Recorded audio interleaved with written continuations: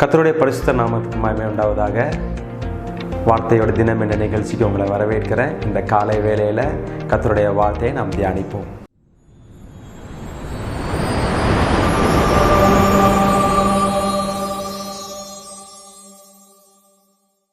நீதிமொழிகள் 29ஆம் அதிகாரம் 23ஆம் வசனம். மனுஷனுடைய அகந்தை அவனை தாழ்த்தும், மனத்தாழ்மை உள்ளவனோ கனமடைவான். பாருங்க, God loves humble person and God hates pride one. ஆண்டவர் பெருமையுள்ளவர்களுக்கு எதிர்த்து நிற்கிறாராம், தாழ்மையுள்ளவர்களை தேவன் கனப்படுத்துகிறார் என்று நாம் பார்க்கிறோம். ஸோ இங்கே ஒரு கூட்டத்தை நம்ம பார்ப்போம், அவங்க எப்படி இருக்கிறாங்கன்னு நம்ம பார்ப்போம். கர்த்தருடைய வார்த்தைக்கு நம்ம செல்வோம். ஒபேதியா 1ஆம் அதிகாரம் 3ஆம் வசனம் 4ஆம் வசனம். கண்மலை வெடிப்புகளாகிய உன் உயர்ந்த ஸ்தானத்திலே குடியிருந்து என்னை தரையிலே விழத்தள்ளுகிறவன் யார் என்று உன் இருதயத்தில் சொல்கிறவனே, உன் இருதயத்தின் அகந்தை உன்னை மோசம் போக்கிறது. நீ கழுகை போல உயரப்போனாலும், நீ நட்சத்திரங்களுக்குள்ளே உன் கூட்டை கட்டினாலும் அவ்விடத்திலிருந்தும் உன்னை விழத்தள்ளுவேன் என்று கர்த்தர் சொல்லுகிறார். பாருங்க, இந்த ஒபேதியால ஏதோமை பற்றி ஆண்டவர் பேசுகிறார். ஏதோம் யாரு? யாக்கோபனுடைய சகோதரனாகிய ஏசாவுடைய வம்சம் தான் ஏதோமியர்கள்னு சொல்கிறாங்க. அந்த ஏதோமியர்கள் ஒரு பெருமை மிக்க ஒரு ஜனக்கூட்டத்தார். ஏன் அப்படி பெருமை மிக்க ஜனக்கூட்டத்தார்னா, அவங்க மலைகளில் அவங்க இருக்கிறாங்களாம். இந்த ஏதோமியர்கள் எல்லாரும் மலையில் வாசம் செய்கிறவங்க. த கிளெஃப்ட் ஆஃப் த ராக், மலைகள் இடுக்கண்களில் அவங்க ஆளுகை செய்கிறாங்க, அவங்க வாழ்கிறாங்க. அவங்க பாருங்கள், அவங்க உயர்ந்த ஸ்தலத்தில் இருக்கிறதுனால எங்களை யாரும் அழிக்க முடியாது, எங்களை யாரும் அசைக்க முடியாது அப்படின்னு அவங்க சொல்கிறாங்க. பாருங்கள், எவ்வளோ பெருமை நிறைந்த குணம். பாருங்கள், இஸ்ரவேலுடைய ரொம்ப பகையாளியாக இருக்கிறவர்கள் இந்த ஏதோமியர்கள். சொந்த சகோதரர்கள் தான், ஆனாலும் ரொம்ப பகைக்கிறாங்க. கர்த்தராலே எங்களை எதுவும் செய்ய முடியாது, எங்களை கீழே தள்ளவே முடியாது அப்படின்னு அவங்க சொல்கிறாங்க. அவர்களை பார்த்து கர்த்தர் சொல்லுகிறார், நீ எவ்வளோ உயர போனாலும் நான் உன்னை கீழே தள்ளுவேன்ட்டு. பிரியமான சகோதரா சகோதரி, உன்னுடைய வாழ்க்கையில் பெருமைங்கிற குணம் கொஞ்சம் கூட இருக்கக்கூடாது. பெருமையாக நிறைந்த ஏதோமியர்கள் கர்த்தர் அடித்தார். பாருங்க, ஒரு கட்டத்தில் ஏதோமியர்கள் இல்லாத வரைக்கும் கர்த்தர் சிறுமைப்படுத்தினார் அந்த ஜனக்கூட்டத்தை. அந்த ஏதோமியர்கள் சொல்றாங்க, இந்த வசனத்தை நம்ம பார்க்கிறோம்ல, யார் என்னை கீழே தள்ளுவார்? யார் என்ன கீழே தள்ளுவார்? Who can bring me down? பாருங்கள், எவ்வளோ ஒரு பெருமையான ஒரு கூற்று. இன்றைக்கி ஒரு வேளை சில பேர் ரொம்ப ஹேண்ட்ஸமாக இருப்பாங்க, சில பேர் ரொம்ப அழகாக இருப்பாங்க, சில பேர் நல்ல ஞானவான்களாக இருப்பாங்க, நிறைய மார்க்ஸ் இருப்பாங்க. அவங்கள தெரியாமலேயே ஒரு பெருமைக்குள்ளாக அவங்க வலையில் மாட்டிக்கிடுவாங்க. பாருங்கள், இந்த பிசாசு கொடுக்குற ஒரு மோசமான ஒரு குணம் என்னென்னா, அது ஒரு பெருமையான குணம். சில பேருக்குள்ள ஆவிக்குரிய பெருமை உண்டு. நான் இத்தனை மணி நேரம் ஜெபம் பண்ணுறேன், நான் இத்தனை மணி நேரம் நான் பைபிள் வாசிக்கிறேன், எனக்கு இவ்வளோ நாலேஜ் தெரியும், எனக்கு அது தெரியும், இது தெரியும். பாருங்கள், எனக்கு நல்ல வேலை இருக்குது, எனக்கு நல்ல அதிகாரம் இருக்குது. சில பேர் வேலை நிமித்தமாக பெருமை. சில பேர் பாருங்கள், நான் இந்த மாதம் இத்தனை லட்சம் சம்பாத்தியம் பண்ணுறேன், நான் இத்தனை கார் வாங்கியிருக்கிறேன், இத்தனை வீடு வாங்கியிருக்கிறேன். பாருங்கள், என்னைக்கெல்லாம் நாம் பெருமையாக பேசிக்கிறோமோ, பிரியமானவர்களே, ஒரு விஷயத்தை நம்ம மனசில் வச்சுக்கிறோம், நாம் அப்போல்லாம் சாத்தானுடைய ஒரு கூட்டாளியாக நாம் இருக்கிறோம். Yes, we are in the deep relationship, deep fellowship with Satan. இந்த ப்ரைடுங்கிறது ஒரு இன்னர் சின். நம்மளை தெரியாமலே நமக்குள்ளே இருக்கிற ஒரு மோசமான குணம் தான் பெருமை. அந்த மாதிரி பெருமையான குணத்தில் சில ரகசிய பாவங்கள், 3 பாவங்கள் இருக்குது. அந்த 3 பாவம்னே தெரியாது. அது என்னன்னு நம்ம பார்ப்போமா? ஒபேதியா 1ஆம் அதிகாரம் 10ஆம் வசனம் 11ஆம் வசனம். நீ உன் சகோதரனாகிய யாக்கோபுக்கு செய்த கொடுமை நிமித்தம் வெட்கம் உன்னை மூடும், நீ முற்றிலும் சங்கரிக்கப்படுவாய். நீ எதிர்த்து நின்ற நாளிலும், அந்நியர் அவன் சேனையை சிறைப்படுத்ததின் போன நாளிலும், மறுதேசத்தார் அவன் வாசல்களுக்குள் பிரவேசித்த எருசலேமின் பேரில் சீட்டு போட்ட காலத்தில் நீயும் அவர்களில் ஒருவனை போல் இருந்தாய். இந்த வசனம் சொல்கிறது, பாபிலோன் தேசத்தார் இஸ்ரவேல் ஜனங்களை சிறைப்பிடித்து போதும் இந்த ஏதோமியர் தன்னுடைய சகோதரன் போறானே சொல்லிட்டு எந்த ஒரு உதவி செய்யாமல் சிம்பிளாக அவங்க நின்றுட்டே இருந்தாங்களாம். they just stood, they just saw. அவங்க சிறைப்பிடித்து போகிறத அவங்க பார்த்து கொண்டு தான் இருந்தாங்களாம். பாருங்கள், உதவி செய்யாத குணம் ஒரு பெருமையினுடைய ரகசிய குணம். பிரியமானவர்களே, நல்ல சமாரியன் கதையை தேவன் சொல்கிறார் பார்த்தீங்களா? நல்ல சமாரியனில் ஒருத்தன் காயப்பட்டு கிடக்கிறான், அடிக்கப்பட்ட நிலைமையில் அவன் இருக்கிறான். அவனை பார்த்து அங்கே ஒரு லேவியர் போகிறாங்க, ஒரு ஆசாரியர் போகிறாங்க. 2 பேருமே பார்த்திங்கன்னா அவனை கண்டு விளங்கி, அவங்க பெரிய பாவம்லாம் பண்ணலை. அவங்க என்ன பாவம் பண்ணாங்க? அவனை எதுவும் காயப்படுத்தினாங்கன்னா காயப்படுத்தலை. அவர்கள் எங்கே போகிறார்கள்? அவங்க ஆலயத்துக்கு போகிறார்கள். அவங்க தேவனை தரிசிக்க அவங்க போகிறார்கள். அவங்க எந்த காயம் படுத்தலை. ஆனால் பாருங்கள், ஒரு சமாரியன் ஒருத்தர் வந்தார். அவர் என்ன பண்ணுறாரு, அவனுக்கு எல்லா உதவிகள் செய்து அவனை தன் கழுதையின் மேலே ஏற்றி சத்திரத்துக்கு போய் அந்த ஹாஸ்பிட்டல் போய் கொடுத்து இன்னும் செலவனம் தான் நான் நாளைக்கு தாரேன்னு சொல்கிறாரு. ஆண்டவர் சொல்கிறாரு, இவன் நல்ல சமாரியன், he is a good Samaritan. அங்கே குட் ப்ரீஸ்ட், குட் லிவைட்ஸ்னு ஆண்டவர் சொல்லலை. அப்போ இவன் நல்ல சமாரியன் என்றால் அவர்கள் யார்? அந்த சர்ச்சுக்கு போகிறாங்களே, அந்த கர்த்தரை துதிக்கிறாங்களே, அவர்கள் யார்? எஸ், அவங்க யார்? they are bad Levites and bad priests. பாருங்கள் பிரியமானவர்களே, உதவி செய்கிற குணம். தன்னுடைய சகோதரன் அங்கே சிறைப்பட்டு போனால் அவங்க உதவி செய்யாமல் வேடிக்கை பார்த்தார்கள். ஒருவேளை அந்த மாதிரி குணம் இன்றைக்கி நமக்குள்ளே இருந்துச்சுன்னா நிச்சயமாய் அது ஒரு பெருமையினுடைய ஒரு ரகசிய பாவம் தான்.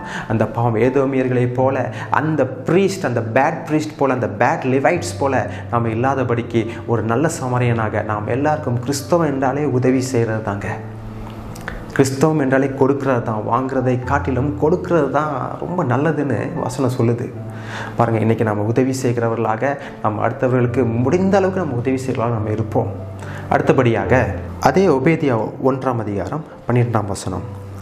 உன் சகோதரன் அந்நியர் வசமான நாளாகிய அவனுடைய நாளை நீ பிரியத்தோடே பாராமலும், யூத புத்திரருடைய அழிவின் நாளிலே அவர்கள் நிமித்தம் சந்தோஷப்படாமலும், அவர்கள் நெருக்கப்படுகிற நாளிலே நீ பெருமையாய் பேசாலும் இருக்க வேண்டியதாய் இருந்தது. இந்த ஏதோமியர்கள் என்ன பண்ணுறாங்கன்னா, இந்த பாபிலோனியர்கள் இஸ்ரவேலர்களை பிடிச்சிட்டு போனாங்க பார்த்தீங்களா. பிடிச்சிட்டு போதும் இவங்க ரொம்ப சந்தோஷப்பட்டாங்களாம்.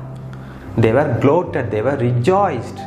அவங்க ரொம்ப சந்தோஷப்பட்டாங்களாம். இன்றைக்கி ஒரு வேளை உங்களுடைய சகோதர சகோதரிகளோ வேலை ஸ்தலத்துலையோ வீட்டிலையோ யாராவது இந்த மாதிரி சிறுமையில் இருக்க போதோ நம்ம சந்தோஷப்படக்கூடாது, நம்ம எள்ளி நகையாடக்கூடாது.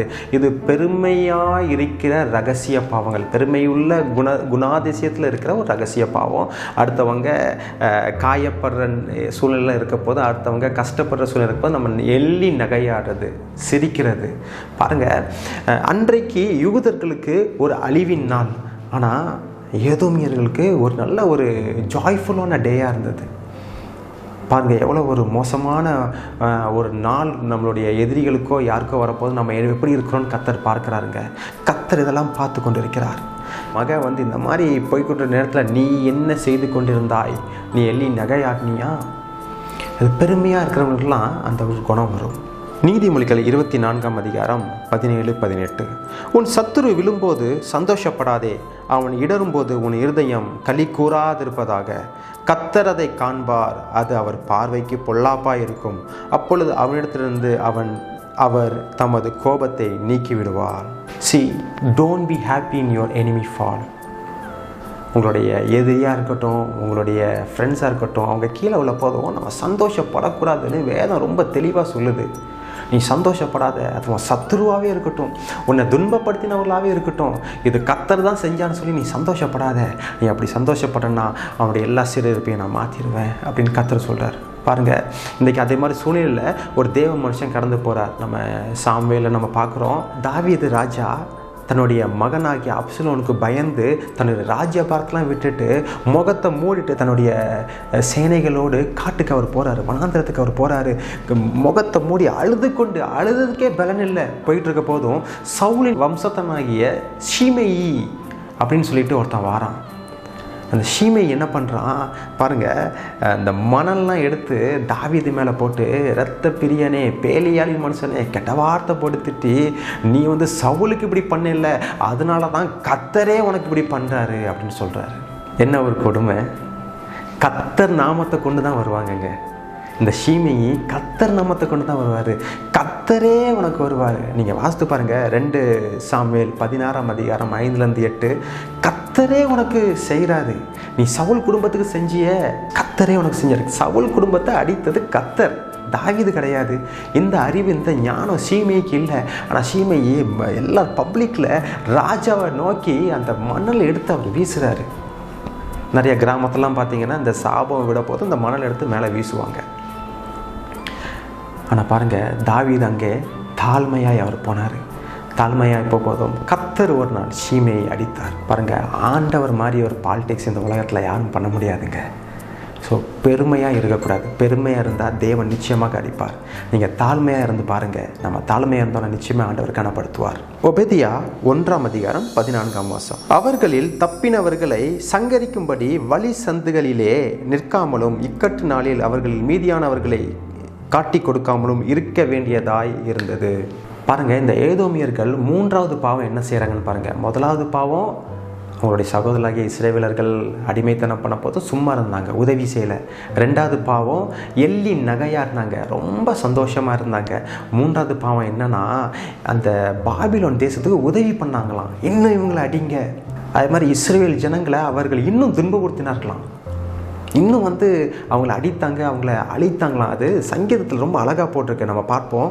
சங்கீதம் 137:7 கர்த்தாவே, எருசலேமின் நாளில் ஏதோமின் புத்திரரை நினையும், அவர்கள் அதை இடித்து போடுங்கள், அஸ்திபாரம் மட்டும் இடித்து போடுங்கள் என்று சொன்னார்களே. See, Edomites saying that destroy the Israel. இஸ்ரவேலை இடித்து போடுங்கள், இஸ்ரவேலை அழித்து விடுங்கள் என்று ஏதோமியர்கள் கூக்குரலிட்டார்களாம். பாருங்கள், என்ன ஒரு இந்த பெருமைக்காரர்களுடைய ரகசிய பாவங்களை. 3வது ஒன்று, அவங்க காரணம் இல்லாமல் அடிப்பார்கள். அவர்கள் காரணம் இல்லாமல் சில காரியங்கள் செய்வார்கள், தேவனுக்கு விரோதமான காரியங்களை செய்வார்கள். பிரியமானவர்களே, இன்றைக்கு ஒருவேளை இந்த மாதிரி ஒரு குணாதிசயங்கள் நம்மள்கிட்ட இருக்குன்னா, ஒருவேளை இதை பார்த்து கொண்டிருக்கிற சகோதரா சகோதரி, ஒருவேளை இந்த குடும்பத்தில் நீ இப்படி செய்கிறேன்னா, ஒருவேளை உடைய வேலை ஸ்தலத்தில் இந்த மாதிரி காரியங்கள் நீ செய்கிறேன்னா, நிச்சயமாக இன்றைக்கே கர்த்தரிடத்தில் நீ மன்னிப்பு கேளு. ஆண்டவரே, என்னை மன்னிச்சிருங்க, அறிந்தோ அறியாமல் இந்த பாவத்தை நான் செஞ்சுட்டேன், அடுத்தவங்களுக்கு நான் உதவி செய்ய திராணி இருந்தும் நான் உதவி செய்யாமல் இருந்துட்டேன். என்னுடைய சகோதரர்கள் சகோதரிகள் இந்த மாதிரி கஷ்டத்தில் இருக்கப்போ நான் ஃபோனில் அடுத்தவங்ககிட்ட சொல்லி காஷிப் பண்ணேன், அதை நான் எள்ளி நான் நகையாடினேன். அதே மாதிரி அடுத்தவங்க துன்பத்தில் இருக்க போதும் நான் அவர்களை அவங்கள கீழ்த்தரமாக அவங்களை இன்னும் காயப்படுத்தினேன். அவனோட இன்னைக்கே மனம் திரும்ப போதும், நிச்சயமாக தேவன் ஒரு நல்வழி காட்டும். இந்த ஷீமை சொன்னேன் பார்த்தீங்களா, இந்த ஷீமை இவ்வளோ தூரம் மோசமாக பேச போதும் இந்த தாவீதினுடைய அத்தை பையன் அபிஷாய் சொல்கிறாரு, தாவீது ராஜாவே, ஒரு வார்த்தை நீங்கள் சொல்லுங்கள், இந்த செத்த நாயை நான் கொலை பண்ணியிருந்தேன், அவனை ஒரே வெட்டுறேன்னு சொல்ல போதும் தாவீது தாழ்மையை அவர் ரிப்ளை பண்ணுறாரு. அது என்னன்னு பார்ப்போமா? 2 சாமுவேல் 16:11-12 இதோ என் கர்ப்ப பிறப்பான என் குமாரனே என் பிராணனை வாங்க தேடும் போதும் இந்த பென்யமீனன் எத்தனை அதிகமாக செய்வான், அவன் தூசிக்கட்டும், அப்படி செய்ய கர்த்தர் அவனுக்கு கட்டளையிட்டிருக்கிறார். ஒருவேளை கர்த்தர் என் சிறுமையை பார்த்து இந்த நாளில் அவன் நிந்தித்த நிந்தனைக்கு பதிலாக எனக்கு நன்மை சரி கட்டுவார். தாவீதினுடைய தாழ்மையான அந்த ஜெபத்தை நீங்கள் பார்த்தீங்களா?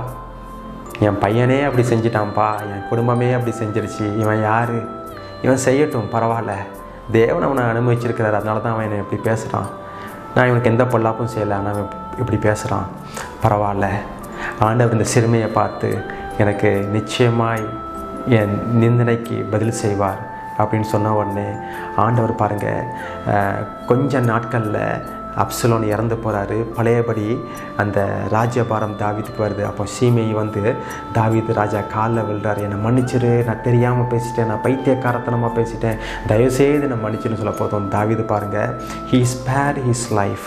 அவன் கொலை பண்ணலை, அப்படியே விட்டுட்டார். ஆனால் தாவீது ஒரு வேளை கொலை பண்ணாமல் இருக்கலாம், ஆனால் கர்த்தர் சாலமோனை வைத்து ஒரு நாள் சீமையை கொன்று போட்டார். பாருங்கள், அந்த தாவீது தாழ்மையாக இருக்க போதும் தாழ்மை உள்ளவனுக்கு தேவன் கிருபை அளிக்கிறார். தாழ்மையாக இருந்த தாவீதை தேவன் கனப்படுத்தி உயர்ந்த ஸ்தானத்தில் வைத்தார். பிரியமானவர்களே, இன்றைக்கி பெருமையான எல்லா குணத்தையும் நம்ம எடுத்து போட்டுருவோம். நம்ம ரொம்ப வருஷம்லாம் இந்த உலகத்தை வாழ்கிறது கிடையாது. It's a short life. அது 80 வருடமாக இருக்கலாம், ஒரு 100 வருடமாக இருக்கலாம், ஒரு 120 வருடமாக இருக்கலாம். ஆனால் அந்த அத்தனை வருடங்களும் நம்ம பெருமை என்ற குணத்துக்கு இடம் கொடுக்காமல் பாருங்கள், பிசாசுக்கு ஒரே ஒரு குணம், பெருமைங்கிற ஒரு குணத்தினால தான் தன்னுடைய மேன்மை எல்லாத்தையும் இழந்தார். ஆனால் அத்தனை பெருமைக்கும் சொந்தக்காரராக இருக்கிற இயேசு கிறிஸ்து பெருமை இல்லாதவாறு ரொம்ப தாழ்மையாக இந்த உலகத்துக்கு வந்தார். அவர்கிட்ட இல்லாத பலமா, அவர்கிட்ட இல்லாத ஞானமா, அவர்கிட்ட இல்லாத பவரா, அத்தாரிட்டியாக, ஆனால் எல்லாத்தையும் விட்டுட்டு சாதாரணமாக அவர் வந்தார். பாருங்கள், இயேசுவை போல வாழ கற்றுப்போம். நான் விசுவாசிக்கிறேன் இந்த வீடியோ உங்களுக்கு ரொம்ப பிரயோஜனமாக இருக்குன்ட்டு நான் விசுவாசிக்கிறேன். ஆசீர்வாதமாக இருக்குமே நான் கற்றுக்கொள்ள நம்புகிறேன். அப்படி என்னால் உங்களுடைய ஃப்ரெண்ட்ஸ் நெய்பர்ஸ்க்கு நீங்கள் ஷேர் பண்ணுங்கள். Thanks for tuning to this episode. God bless you. Bye from டிவன்.